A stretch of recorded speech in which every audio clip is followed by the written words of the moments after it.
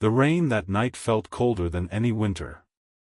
It wasn't just the temperature, it was the chill that settled deep in my bones when Adrian handed me the divorce papers. We had been married for 3 years. 3 years of me being the perfect, supportive wife, building a home while he built his empire.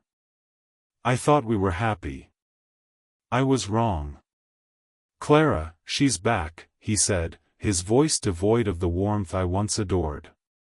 "Isabella is back. You knew this marriage was only a placeholder until she returned." His words were like daggers. A placeholder? That's what I was. I looked at the man I loved, the man whose child I was secretly carrying, and realized I didn't know him at all. He didn't see my tears, he only saw the future he wanted with another woman. He offered me money, a penthouse, anything to make me sign and disappear quietly. I took the pen, my hand trembling not from weakness, but from a rising, fiery rage. I signed away my past, but I swore I wouldn't let him dictate my future. As I walked out into the pouring rain, leaving the only home I'd ever known, I made a vow. He wanted to be happy with Isabella.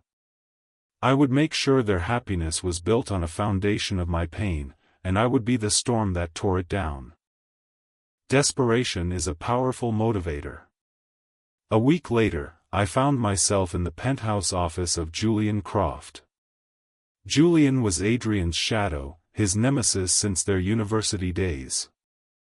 In the business world, if Adrian was the golden boy, Julian was the dark prince. He was ruthless, calculated, and everything Adrian wasn't. He was also the only man Adrian feared. I sat across from him, the pregnancy test and my divorce papers laid out on his obsidian desk.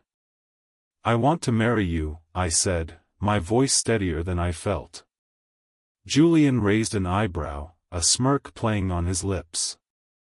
He didn't ask if I loved him, he knew I didn't. He didn't ask about the baby, he knew it wasn't his. "Why?" was all he asked, his voice a smooth baritone that sent shivers down my spine. "Because Adrian destroyed me," I replied, meeting his intense gaze. "And I want to destroy him. Marrying you is the most devastating blow I can strike." Julian leaned back, steepling his fingers. He saw the fire in my eyes, the same fire that burned in his. "A marriage of mutual destruction," he mused. "I like it. Consider it done, my dear shadow wife." Our marriage was a spectacle, a grand performance designed to humiliate Adrian. We were the cover story of every business magazine, the power couple everyone was talking about. Adrian was furious, his perfectly constructed life with Isabella cracking under the pressure of public scrutiny.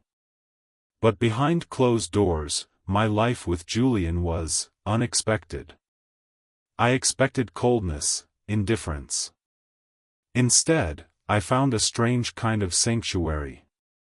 Julian was protective. When morning sickness flawed me, he was there with ginger tea and a cool cloth. When nightmares of Adrian's betrayal woke me screaming, he would sit by my bed, reading aloud until I fell back asleep. He never touched me inappropriately, never demanded anything other than my public role. He treated my pregnancy with a reverence Adrian never showed. One evening, I found him in the nursery he had secretly designed, assembling a crib with a focused intensity. He looked up, saw me watching, and shrugged. "The kid needs a bed, doesn't he? Can't have Adrian's offspring sleeping in a drawer." It was a rough way of showing care, but it touched a place in my heart I thought was dead. Julian wasn't a villain. He was just a man who had been painted as one for too long. Adrian's perfect life wasn't so perfect after all. Isabella, the dream girl he sacrificed everything for, was demanding, spoiled, and quickly bored. The reality of their relationship couldn't match the fantasy he had built in his mind for years. Meanwhile, he watched me thrive. He saw the way Julian looked at me, not with possession, but with pride. He saw the way I blossomed, my sadness replaced by a quiet strength. The regret started as a whisper and grew into a roar. He started calling, sending messages that I ignored. Then came the confrontations. He cornered me at a charity event, his eyes wild. "You did this to hurt me, didn't you?" he hissed, grabbing my arm. "You're having my baby with him." Julian appeared out of nowhere, his grip on Adrian's wrist like a steel trap. "Touch my wife again, Adrian," Julian said, his voice terrifyingly calm, "and I will dismantle your company piece by piece, starting with your reputation." Adrian retreated, a broken man. He had thrown away a diamond to pick up a stone, and the realization was destroying him. The baby, a beautiful boy named Leo, arrived on a snowy night. Julian was in the delivery room, holding my hand, his usually stoic face pale with worry. When they placed Leo in my arms, Adrian's features were undeniable, but Julian didn't flinch. He looked at the baby with an awe I had never seen. "He's perfect, Clara," he whispered, kissing my forehead. In that moment, the revenge plot faded away. What was left was something real, something solid. Julian took to fatherhood like it was the role he was born to play. He changed diapers, rocked Leo to sleep, and looked at him with a love so fierce it took my breath away. I realized that somewhere along the way, amidst the schemes and the hurt, I had fallen in love with my shadow husband. He wasn't the dark prince everyone thought he was. He was a man capable of immense love, a man who had taken another man's cast-offs and cherished them. One night, as we watched Leo sleep, I took Julian's hand. "Thank you," I said. "For everything." He squeezed my hand tightly. "No, Clara. Thank you for saving me." 2 years later, Adrian came to me one last time. He was divorced, his company was failing, and he looked like a ghost of his former self. He begged for another chance, promising he had changed, that he wanted to be a father to Leo. I listened, feeling nothing but a distant pity. I looked over his shoulder to where Julian was teaching a toddler Leo how to kick a soccer ball in the park. Leo was laughing, shrieking, "Dada," as he ran into Julian's arms.